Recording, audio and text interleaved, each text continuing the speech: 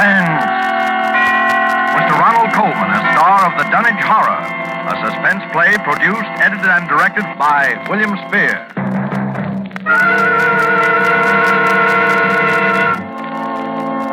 Come in, Dunwich, Massachusetts. Come in, Dunwich. Good evening. This is Henry Armitage. I'm speaking to you for... Dr. Rice, please close the window. I'm speaking to you from my laboratory on the slopes of Sentinel Hill near Dunwich, Massachusetts. Present with me is Dr. Warren Rice, my distinguished colleague from Miskatonic University. We are now about 100 yards from the summit of the hill, which is crowned by a huge table-like stone set in the center of a circle of stone pillars, a place of prehistoric worship. A moment ago, you may have heard the dogs of Dunwich Township barking, as we have heard them for 3 days and 3 nights. Dr. Rice and I know the horror which their barking portends, but the purpose of this broadcast is to make this unbelievable horror believable to you. I hope for your sakes and ours we are successful tonight. It is the eve of All Hallows. Tomorrow will be too late.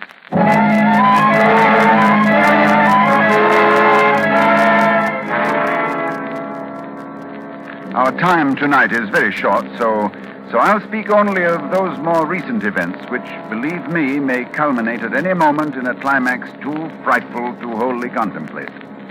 I will begin with the birth of Wilbur Whateley.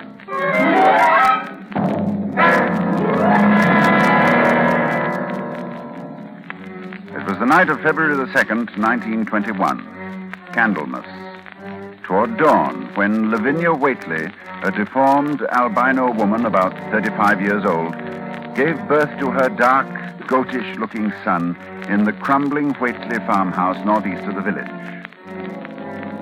No one attended her. No doctor or midwife. No one was with her, except her aged, half-insane father, who was known as Wizard Whateley. So Wilbur came into this world under heaven knows what incantations, what appeals to what powers. A week later, Wizard Whateley drove his sleigh into Dunwich village and reported the event to a group of loungers in Osborne's general store. Hey, your grandson got yellow hair like Lavinia, Wizard? No, takes after his father more. He's dark. You never spoke of who his father might be now, did you? Oh, you'll know his father when the time comes.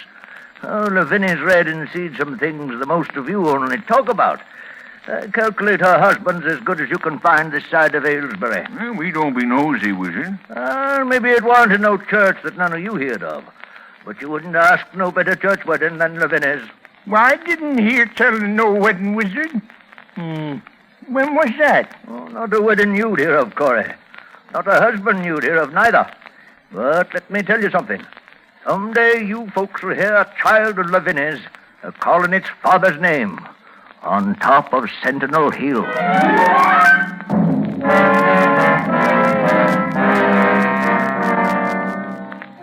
Prophecy? Or idle boasting by an insane old man?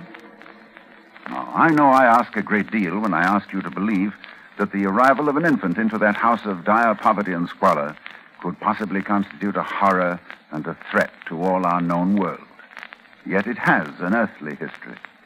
Perhaps through this history, you will be able to give it credence. Wilbur Whateley's growth was uncanny. But even if he had been an average child, he would have become, in time, an unnatural being, for he was surrounded from the first by the most malign influences. There was his grandfather, old Whateley, Wizard Whateley, who each Halloween climbed Sentinel Hill to the great circle of stone, and while the hills shook, stood holding a great book open on his arms and shrieked into the wind. Shrieked.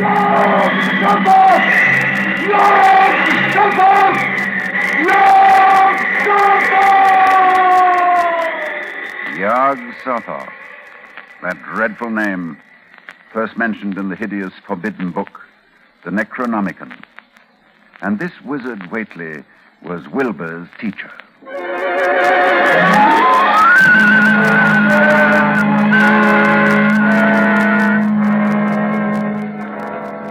The villagers began to notice curious things that were going on at the Whateley farmhouse.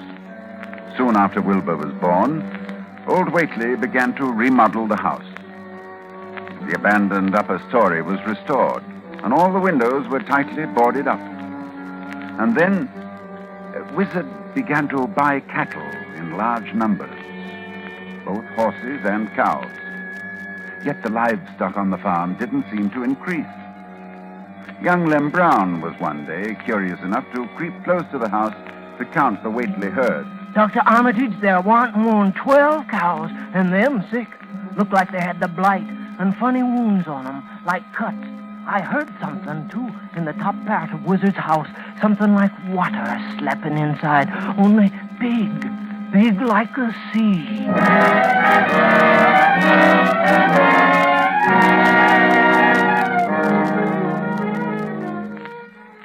One other person went to the Whateley farm in the years before I met Wilbur, Dr. Ken Houghton of Aylesbury, who was called by Wilbur himself, who said that his grandfather was dying. Dr. Houghton found the old man in a bedroom on the ground floor, and Wilbur with him. While outside the window, a legion of whippoorwills cried loudly and rhythmically, endlessly. Wilbur spoke about the sound. Listen, they whistle in time with his breathing now. They're ready. Listen, Doctor.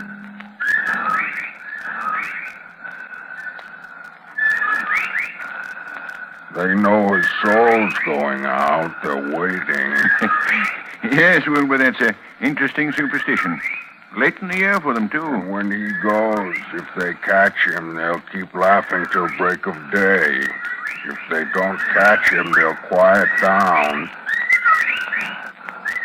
You mean you believe that... just a minute. I think he's conscious. Yes, the birds changed when his breathing changed. Like I say. Willie! I'm here. More space, Willie. Remember, more space soon. Yes, I'll build it. You grows, but that grows faster. It'll be ready to serve you soon, Willie. I know. But remember, when it's time, you open up the gates to Yog Sothoth with the long chant, the one on page 7 and 51 of the book. But mind you, feed it enough, because if it gets out before you opens to Yog Sothoth, it's all over. It's no use. He's going now. He's dead, Wilbur. Listen.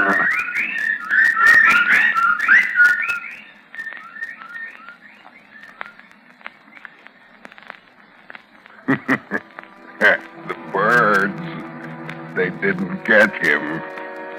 Yes, he's free. He's gone.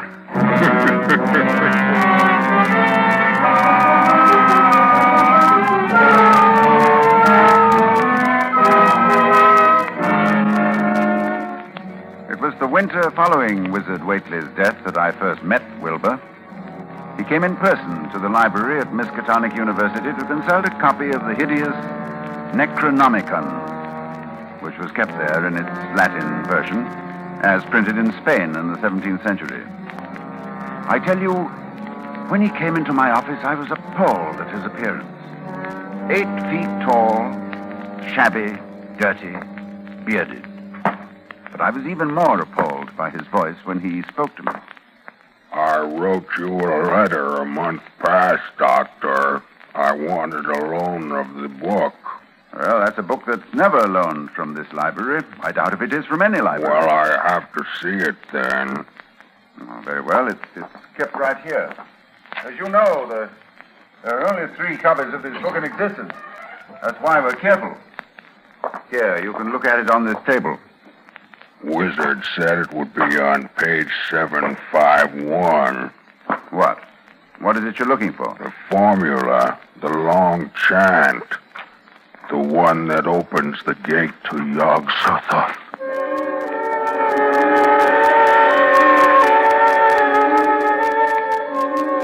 I felt a wave of fright as tangible as a draft from the tomb. He seemed somehow like the spawn of another dimension, like something only partly of mankind, linked to black gulfs beyond all spheres of force and matter, space and time. And presently he raised his head and spoke again. It's here, all right, but I'll have to have a copy. That paragraph there? I don't know. You know Latin, Doctor? Yes, certainly. Then read it, Doctor. Let's hear how you make it out. All right, that shouldn't be difficult. Let's see. Nor is it to be thought that man is the oldest or the last of Earth's masters. The old ones were, and the old ones shall be. Not in the spaces that we know, but between them. But only Yog-Sothoth knows the gate. Yog-Sothoth is the gate to where the old ones broke through of old.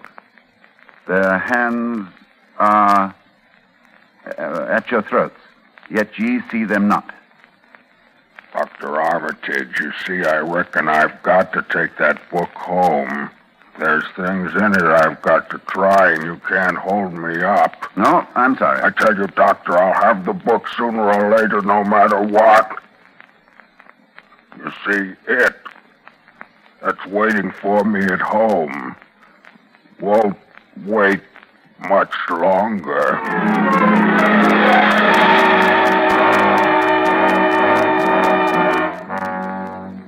It was a week later that I was awakened suddenly by the fierce yelping of the great watchdog on the campus, followed by a sound from a wholly different throat, a scream. And I knew instantly that Wilbur had come back for the Necronomicon.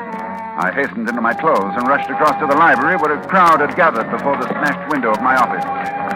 Inside there was a fearful groaning and growling, and some instinct warned me that what was taking place there was not for unfortified eyes to see. I brushed back the crowd, motioning only to Professor Rice to come in with me. When we opened the study door, Professor Rice screamed. No, Dr. Armitage, no, I can't. Come, close the door. We can't let them see. He's alive, but Lord, what a job that dog's done. Torn him to bits. Oh, it's a horrible sound, that moaning. You suppose we ought to call a doctor? A doctor? A doctor for that? No doctor in the world would know what to do for that. Look, Armitage, it's not human, nor animal. Where did it come from? Can you tell me? Can you tell me what it is?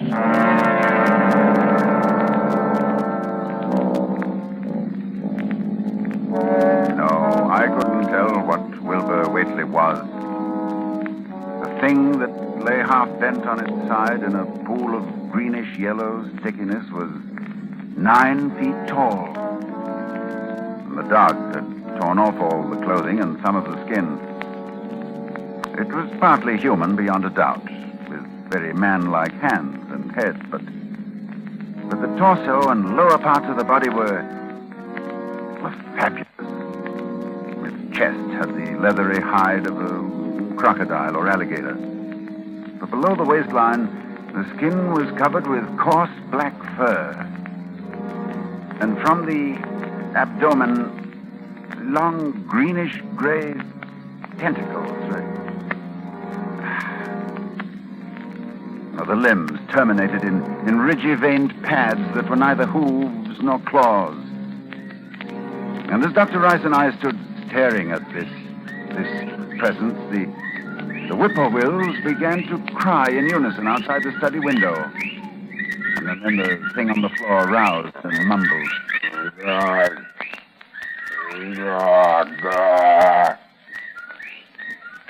Yog-Sothoth. Yog-Sothoth. Armitage, in heaven's name. Listen. The whippoorwills. Listen. dead now. Look, Rice, look what's happening. He's disintegrating. Of course.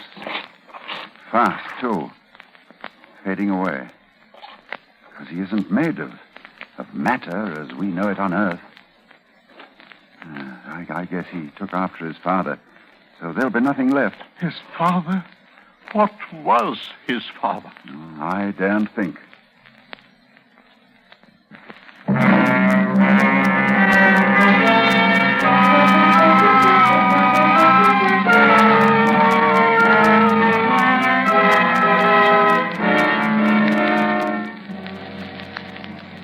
I thought then that what came into our world with Wilbur Whateley left with him. I forgot what he himself had told me of it, which was waiting in the sealed house Wizard Whateley had built, where the cattle were driven to disappear. But Wilbur Whateley left a diary, written in a strange alphabet resembling Sanskrit. And I worked off and on for weeks to decipher it. And finally, I read the following passage written by Wilbur when he was no more than 8 years old.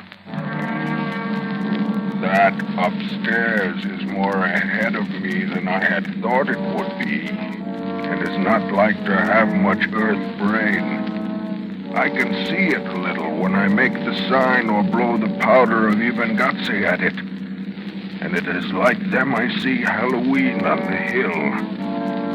I wonder how I shall look when the earth is cleared and there are no earth beings.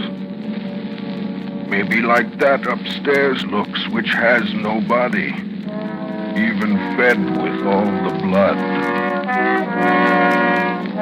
Toward morning, in a cold sweat of terror, I called Dr. Rice to my house and told him we have to destroy what's in that farmhouse. Why can't we just leave the thing locked up there? The house is boarded tight. Yes, but you think boards will hold it? Don't you realize, man, it hasn't been fed? It hasn't had blood since the 18th of September, when Wilbur Whateley came here to die.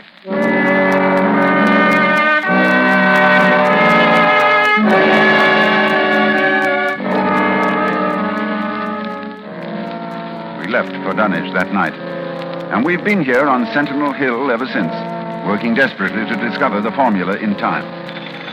But a week ago tonight, shortly after dawn... Yeah, hello? Dr. Armitage, this is Lem Brown. I was just up beyond the glen, Doctor, looking for cows I lost last night. Yes, Lem? Well, Doctor, something's been there. Smells like thunder, and there's prints in the road. Great round prints, big as barrel heads, like a elephant has been along. Anything else, Lem? That's all I see. Except bushes and trees pushed back from the road, like a house was drug along. Did you hear anything? Yes, long toward morning, I heard a sound over toward Whateley's place, a kind of ripping or tearing of wood, like a big box was being opened up. Chancey, you heard it too. Lem, who lives nearest the Whateley farm? Why, that'd be Elmer Fry's place. Oh, he's on this line too, isn't he? Hang on and I'll ring him.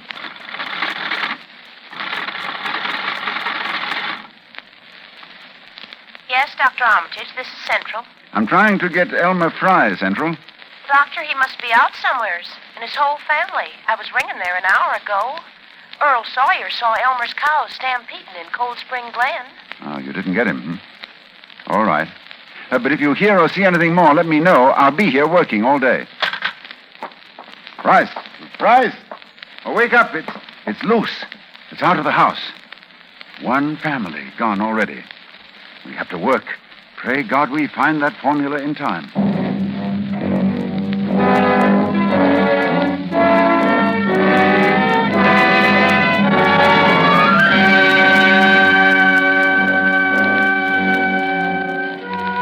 A week since it broke loose. A week of terror and panic here in Dunwich Township. Each night it moves about the countryside, leaving the trees crushed in a 30-foot swathe, as though by a moving mountain, leaving its monstrous tracks and a trail of tarry stickiness, leaving crushed and gutted farmhouses and whole herds of cattle drained of blood. Well, ladies and gentlemen, that is the story to this moment. And tonight, this Halloween. Tonight we are here to... Oh, just one moment, please. Dr. Rice, did you hear something? With the window closed, no. Well, we'll throw it open. I thought so. Listen. The sound from 1,000 bending trees. A sound like the sea moving across a forest. Yes. Yes, it's coming here, of course. All Hallows, it comes to Sentinel Hill. Dr. Rice, I'll try the formula and the powder from the altar stone. I want you to stay here at the microphone and report what you see. Very well, Dr. Armitage. Oh, wait a minute before I go. To any scientists who may be listening to me, if I fail, there is a possible alternative formula in Falconer's Mystical Formulae of the Middle Ages on page 24. Listen. Well, there are the whippoorwills. I better get out there. Take over, Dr. Rice. Yes, I'll do as well as I can, Armitage. Good luck.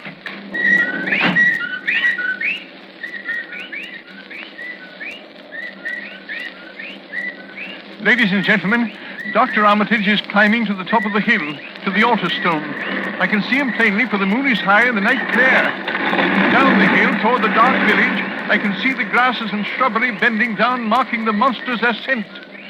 It moves quite fast, and I feel a proximity to phases of being utterly forbidden. Now, Dr. Armitage stands now on the altar stone and is holding the powder which, if the books are correct, will make this thing for an instant visible. It is quite close to him now, perhaps 20 yards or less. He lifts his hands. He flings the powder in a wide arc. I can see...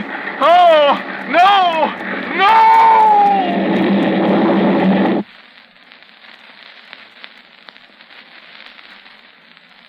Dr. Rice. Come in, Dunwich.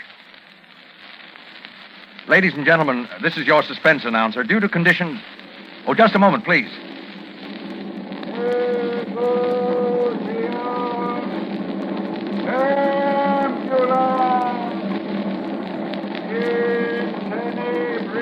One moment, please.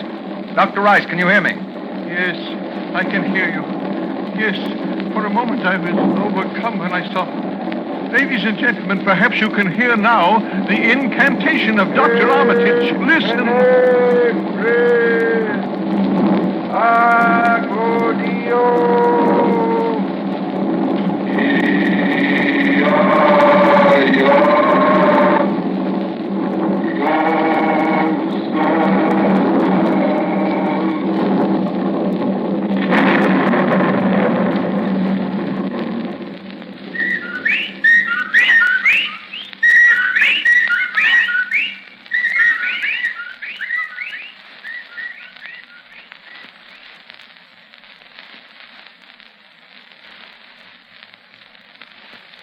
The whippoorwills mean death.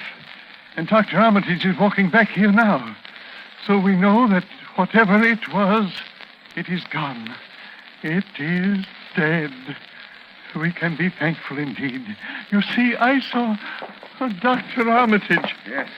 Did you see it, Dr. Rice? I saw it, Lord, yes. What did it look like to you? It looked Here. like something made of squirming ropes, but bigger than a barn and shaped, well, like an egg, and dozens of legs, like barrels that half closed when it stepped, and nothing solid about it, and at least 15 or 20 mouths or trunks opening and closing, but what was it? Oh, the kind of force. The kind of force that doesn't belong in our part of space. Did you notice the half face on top? Half face, like a human face. Yes, very large, but yes, quite human. And quite like Wilbur's, like all the Whateleys. Then it was... That's right. It was Wilbur's twin brother. And you saw what 3 weeks' growth had done. And it was the child of Lavinia's who called its father's name on Sentinel Hill, as Wizard Whateley prophesied. You heard it calling, Yog Sotho. Ladies and gentlemen, this night is over. It is All Saints' Day. May heaven bless us all.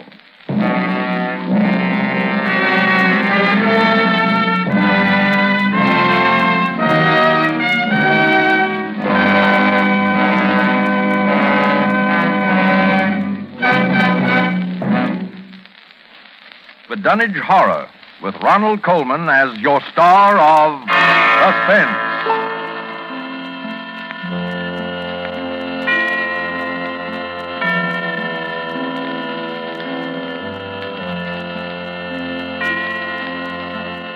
This is the Armed Forces Radio Service.